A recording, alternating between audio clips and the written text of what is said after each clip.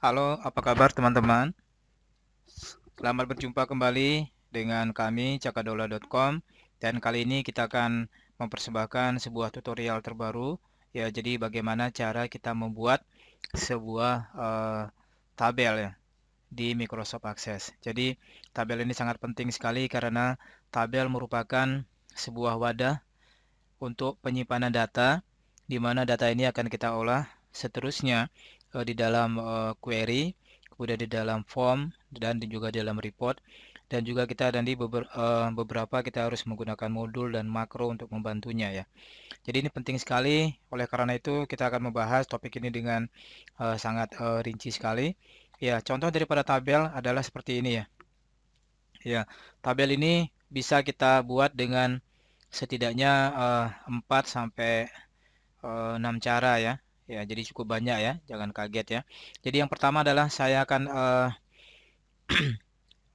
uraikan dengan cara manual ya. Jadi create seperti ini, kemudian kita create table. Ya, kita langsung ketikkan di sini. Ya, di sini kita pilih dulu. Misalkan seperti kita membuat tabel di Excel ya, kita bisa membuat judulnya. Ya, misalkan di sini adalah nama siswa misalkan ya.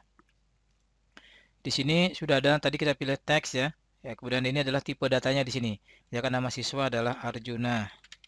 Ya, kemudian di sini kita membuat date time. Ya, artinya formatnya adalah misalkan tanggal lahir ya. Tanggal lahir ya, misalkan kita bikin sekarang ya. Ya, tanggal itu kita bisa buat dari kalender, misalkan 1 Juni ya. Kemudian kita bisa membuat currency di sini ya. Eh, jumlah uang misalkan ya. Ya seperti itu kita bisa membuat di sini 2.500.000 misalkan ya. Ya, otomatis seperti itu dan seterusnya ya. Ini cara yang cukup mudah ya. Jadi kita langsung melakukan data dengan kalau dengan cara yang paling mudah ya. Ya, ini beberapa contoh saja ya. Jadi kemudian habis itu kita langsung save ya. Ya, kita langsung save. Misalkan di sini karena tadi udah ada table 1 di sini dia akan muncul sebagai table 2 ya. Ya. Nah, ini cara yang paling mudah ya. Nah, kemudian bagaimana cara mengintip data selanjutnya? Misalkan di sini ya, Bima misalkan ya. Kita langsung aja. Kemudian tanggal lahirnya. Untuk membuat tanggal lahir otomatis kita per tanggal hari ini kita bisa menekan eh, kontrol titik koma ya. Ya, kemudian di sini misalkan 5.400.000 ya atau 54 juta ya seperti itu ya. Kemudian bagaimana cara melihat desainnya?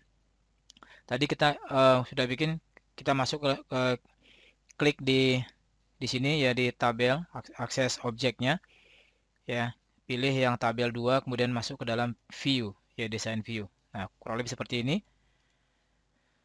Nah, untuk currency sendiri itu bisa kita setting formatnya misalkan uh, tanpa ada apa salahnya yang di belakangnya tanpa ada desimalnya kita bisa save, kita bisa lihat. Nah, seperti ini ya.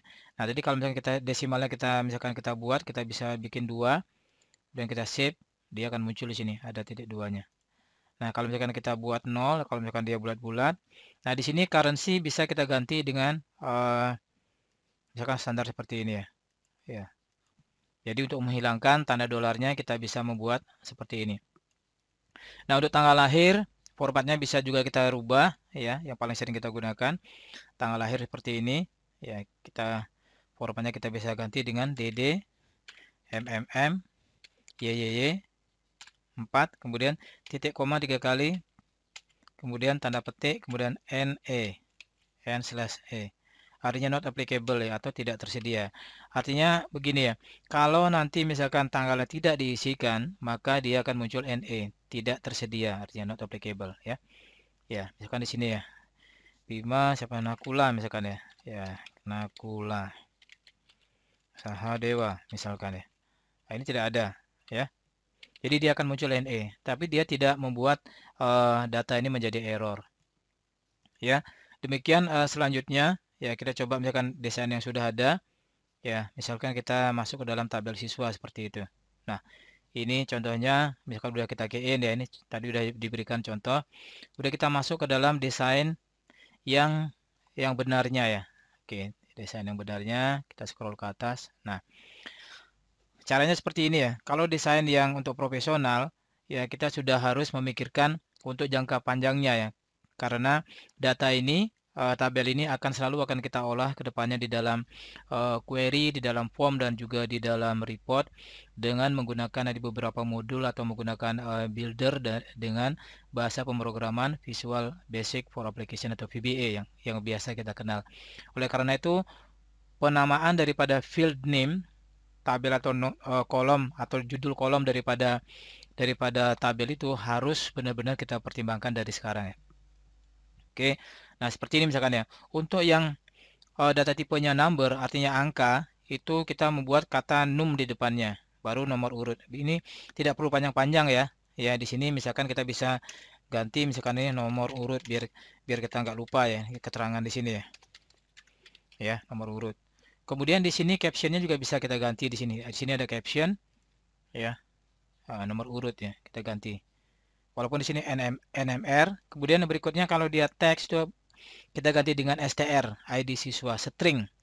String artinya teks ya, ini string artinya teks. Sementara kalau numerik itu artinya angka ya. Kita sering menggunakan ini string dan numerik. Kemudian di sini biasanya juga saya tidak pernah saya jarang sekali menggunakan yang seperti ini ya. Apa namanya ini hyphen atau apa ya?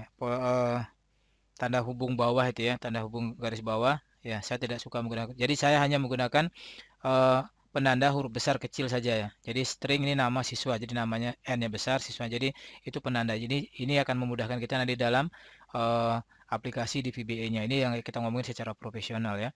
Kemudian yang calculated field adalah di sini kita bisa langsung menggabungkan atau mengupdate dengan misalkan ini bisa perkalian kalau misalkan dia rupiah, misalkan kita kalikan kali 1,25, maka dia angkanya dia akan dikalikan dengan 1,25. Di sini ada expression di bawahnya, sama dengan kurang lebih dengan di Excel. Ya, jadi itu namanya calculated field. Jadi bisa menggabungkan beberapa misalkan ini nama siswa dan nama panggilan misalnya digabung ya tinggal kita ketikkan saja. Ini formulanya di bawah di sini kita ketikkan, ini cuman keterangan saja. Kemudian untuk tanggal tadi sudah ya. Nah, hyperlink kita ganti dengan ini misalkan untuk alamat email ya. Alamat email. Jadi begitu diklik dia akan langsung menuju ke alamat email. Nah, untuk yes no ini juga otomatis tampilannya ya. Ini yes no misalkan dia itu kita sebut dengan apa ya cuma dua pilihan saja ya. Atau istilahnya kalau dalam bahasa pemrograman disebut dengan data boolean, artinya hanya true, false, yes, no, good, bad dan sebagainya ya. Ya, kemudian dari situ di sini juga ada attachment. Attachment ini bisa kita gunakan att di depannya ya untuk untuk di sini bisa nanti kita menempatkan beberapa jenis data. Attachment bisa melampirkan dokumen MS Word, PowerPoint, database, Microsoft Access sendiri sebagai lampiran. Attachment artinya lampiran ya, dan juga Excel misalkan seperti itu ya, atau bahkan foto ya. Jadi bisa dimasukkan ke dalam attachment ini ya. Kemudian password login ya. Nah di sini kita lihat bandingkan dengan di sini dia tidak ada input mesh ya. Kalau password ini misalkan password pada umumnya adalah kita membuat datanya tersembunyi sehingga di sini kita perlu buat input mesh-nya. Di sini sebenarnya ada pilihannya ya. Nah, di sini kita pilih yang password ya. Password nanti dia misalkan di sini. Nah, seperti ini tampilannya ya. Kalau mau diedit silahkan saja, nanti kita bisa menggunakan yang lain tapi di sini kita contohkan satu saja, yang lain bisa kalian coba-coba ya ini ya. Format cara mengentry datanya biar lebih cepat ya. Nah, di sini kita contohkan dengan password. Jadi begitu nanti kita ini tidak terlihat ya, begitu kita key in datanya ya. Hanya terlihat bintang-bintang saja. Kemudian status string lulus gagal. Di sini juga kita bisa membuat dengan di sini kita membuat combo box ya. Combo box seperti ini. Kemudian di sini kita pilih value list untuk menampilkan 3 data saja ya, lulus, gagal atau not applicable. Ya. Jadi kita bisa lihat nanti di sini perbedaannya dengan tadi yes no tadi ini ya, seperti ini ya. Ya. Nah, ini kita bisa pindah datanya. Nah, urutannya seperti itu. Oke, dengan cara menekan di sini dan kemudian menggeser ya. Ya. Oke. Nah, kita lihat sekarang bagaimana tampilannya. Nah, ini tadi ya. Kita yang tadi password seperti ini, lulus gagalnya kita bisa buat lulus, sini kita buat gagal atau kita buat NE. Nah, keuntungannya tadi kalau menggunakan combo box kita bisa langsung tambahkan di sini ya. Masih sekolah misalkan ya. Sekolah ya. Add. Nah, kita bisa tambahkan di sini ya, masih sekolah. Jadi di sini kalau yes tadi yang yes no seperti ini ya. Kalau di tick berarti yes, kalau tidak di tick berarti no ya.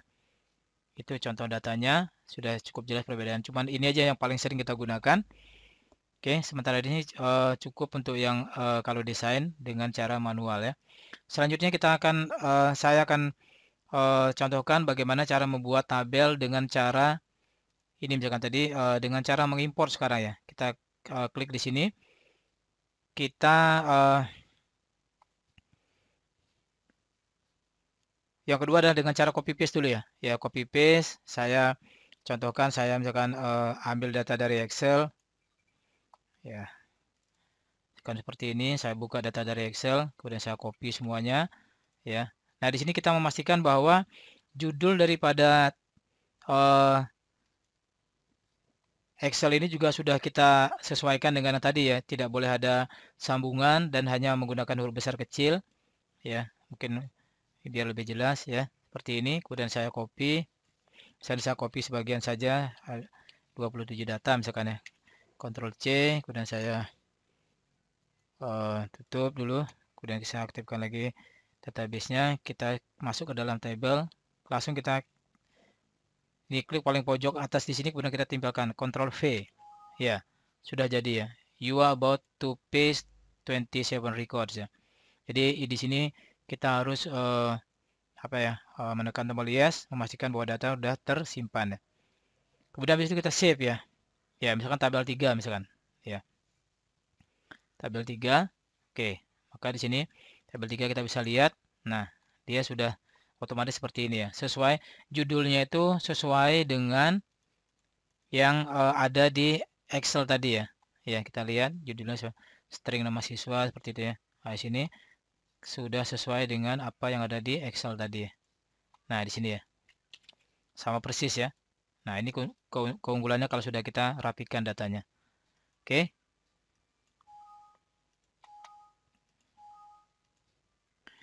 Oke. Nah, habis itu kita akan membuat cara yang berikutnya ya. Cara yang ketiga ya. Dengan cara membuat link ya. Jadi klik di bagian table tapi harus sudah ada datanya di sini ya. Tapi tidak perlu kita buka, tinggal klik kanan saja kemudian import ya. Import ini import di sini ada dua ya, bisa mengimport data yang dari Excel langsung, bisa mengimport data yang dari Microsoft Access ya. Ya, kita import seperti ini misalkan dari Excel ya. Kemudian browse datanya, kita masuk ke dalam saya taruh di desktop, misalkan tadi import ya. Open. Nah, di sini ada pilihannya lagi ya. Mau diimport atau mau di link ya. Kalau diimport artinya datanya langsung masuk ke database-nya. Tapi kalau kita link, datanya nanti hanya berupa link saja, contohnya seperti ini.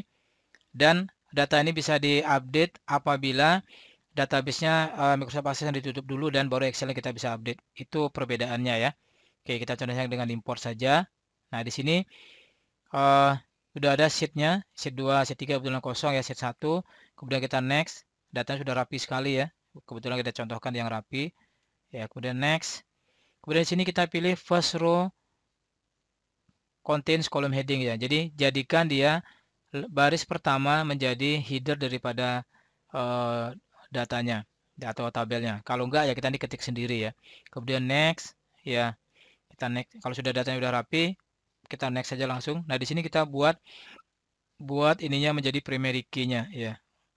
Primary key artinya adalah penanda unik untuk setiap data ya. Jadi kalau Kalau ada primary key artinya tidak boleh ada satu baris data yang mempunyai data yang duplikat ya. Misalkan nomor, misalkan kalau dia ID itu tidak boleh ada nomor yang ganda ya. Dia akan urut terus 1, 2, 3, 4, 5 dan seterusnya. Oke, kemudian next. Ya, di sini misalkan kita anggaplah tabelnya kita tidak rubah menjadi sheet 1 saja ya. Untuk menandai saja. Oke. Nah, di sini kita lihat di sini tabel sheet 1 ya. Ya, ini. Jadi judulnya juga udah sama ya. Kemudian di sini dia juga udah otomatis sama, itu keunggulannya. Nah, di sini saya mau contohkan kalau kita menggunakan field yang auto number, di sini ya bukan ya kelemahan dah bisa dibilang ya. Auto number ini dia begitu kita buka, kita hapus misalkan datanya di sini ya. Del ya, maka dia nomornya akan menjadi 125 ya. Dia tidak bisa mengembalikan lagi data ke data yang sebelumnya ya. Ya, jadi udah otomatis hilang, jadi nampak pincang di sini ya. 125 lompat ya. Jadi misalkan kita hapus lagi ya, datanya akan seperti ini karena dia auto number ya. Dia begitu nanti kita key in, kita hapus dia akan hilang nomornya. Tuh keunikannya ya. Ya. Oke, yang berikutnya adalah dengan cara yang sama ya, import ya Excel, kemudian kita pilih link ya. Oke, jadilah seperti ini ya. Ini sudah saya linkkan ya. Ini contohnya ya. Ya, sama kayak tadi ya. Import Excel dan link. Kemudian kita browse ya. Cari filenya table link, open.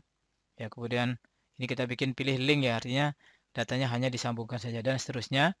Oke, jadilah dia seperti ini. Nah, juga sama ya. Ya. Saya namain aja table link. Jadi bentuknya juga sedikit berbeda ya. Tabel link akan seperti ini. Ya, tabel link. Nah, perbedaannya di sini ya, ini tidak bisa diedit ya. Kalau mau merubah datanya untuk tabel yang link itu kita harus menutup dulu database-nya. Saya tutup sekarang ya. Saya tambahkan dari sini nanti. Oke. Ya. Saya edit datanya di sini. Baru juga. Kemudian di sini masuk Aditya link baru. Ya, kemudian kita save Ctrl S, kita tutup. Ya, kemudian kita masuk lagi kita buka tadi database yang tadi. Kita masuk ke tabel link Excel. Nah, ini sudah masuk datanya ya. Jadi sudah masuk datanya seperti ini. Ya. Oke, itu ingat ya cara-cara yang tadi. Kemudian tadi sudah kita jelaskan beberapa metodenya. Nah, sekarang mungkin tadi kita lihat di sini. Saya tutup aja dulu ini form ya. Nah, tadi kenapa di sini di dalam tabel siswa dia bisa muncul seperti ini ya. Ini tidak otomatis ya. Ya. Nah, sekarang kita mau pelajari bagaimana cara membuat tabel induk dan tabel sub ya, atau tabel yang relationship ya. Nah, pertama-tama di sini di tabel siswa kita pastikan bahwa di sini ada misalkan kita bisa membuat number atau tag. Kebetulan kita contohkan dengan number saja di sini. Yang penting bahwa nanti tipe datanya di sini boleh berbeda-beda ya namanya ya, tapi di sini tipe datanya harus sama ya. Kalau number ya number, text ya text sebagai penghubung ya untuk nanti data yang ada yang mau kita hubungkan. Misalkan di sini tabel siswa nanti mau dihubungkan dengan tabel dokumen. Nah, di sini harus ada penghubung antara siswa dengan dokumen. Harus ada field penghubungnya, tapi dengan data tipe yang sama. Kalau tidak dia di sini juga samain ya. Ya, jadi number sama tipenya kita samain. Ya, kita lihat di sini tabel dokumen. Design view. Nah, di sini juga number long integer. Nah, ini sekarang kita mau hubungkan ya. Mau kita hubungkan. Nah, habis itu kita masuk ke dalam database tool, kita masuk relationship. Ya, seperti ini ya. Coba saya hapus dulu biar oke. Kita save, kita close, kita lihat tabel siswa. Ya, oke ini tadi ya. Sekarang kita mau masuk ke kita closekan dulu nih. Oke, nah cara membuatnya adalah show table. Klik kanan show table, kemudian kita pilih tabel siswa, kemudian kita tekan tombol kontrol, kemudian tabel dokumen. Ya, klik add. Nah, oke. Nah, awalnya tadi sebenarnya ini belum tersambung karena tadi sudah terlanjur dibuat, jadi saya hapus dulu. Cara membuatnya adalah seperti ini. Nah, pertama tadi kita drag, ya tekan nomor urut yang sudah sama-sama tadi ininya number, long integer number, klik, tahan, kemudian kita linkkan ke ID. Nah, di sini pastikan tadi jumlah datanya antara tabel siswa, tabel dokumen, misalkan jumlahnya ada 49 ya, semuanya harus ada 49 data dan nomornya 1 sampai 49 itu utuh, tidak boleh ada yang timpang ya. Gitu. Kalau enggak ya sekalian datanya dihapus dulu dari awal kita bikinnya tidak ada data. Nah, di sini namanya kita membuat hubungan relationship one to many. Ya, di sini. Nah, kita pilih yang nomor 3. Artinya begini ya. Tampilkanlah semua data di tabel siswa dan gini, tampilkanlah semua data di tabel dokumen dan hanya data terkait di tabel siswa. Jadi ini yang one to many artinya ya. Oke. Dan kita create. Ya, dia akan seperti ini. Simbolnya akan seperti ini. Ini bisa seperti ini munculnya one to many kalau data yang ada, ya kita close dulu ya. Di tabel siswa di sini kita klik ya. Ada 49, ya sama ya di sini nomor urutnya 1 2 3 dan seterusnya sampai 49 itu lengkap. Dan di sini juga di tabel dokumen ya, tabel dokumen yang bagian ID yang kita hubungkan tadi juga sama ya, ada 1 sampai setidaknya 49 data ya. Ya. Oke, ini bisa kita hapus ya. Kan seperti itu ya. Paling tidak seperti ini 49 data sehingga semua data yang terutama di data induk itu wajib ada di data subnya.